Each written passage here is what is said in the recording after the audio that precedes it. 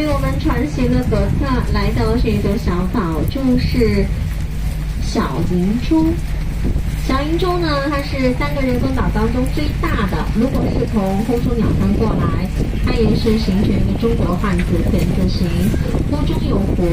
园中有园，岛中有岛，指的是湖上。那么在这个岛的南边，您看到的3个石塔，这3个石塔的塔具有62米，塔高为2米的。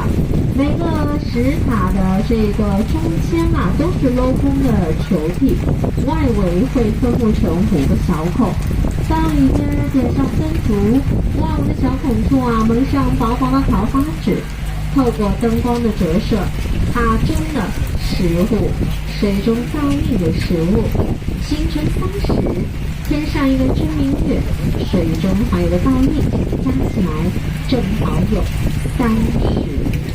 个了。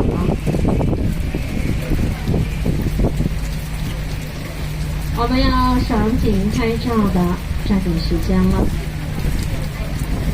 一会儿啊就要开始返程。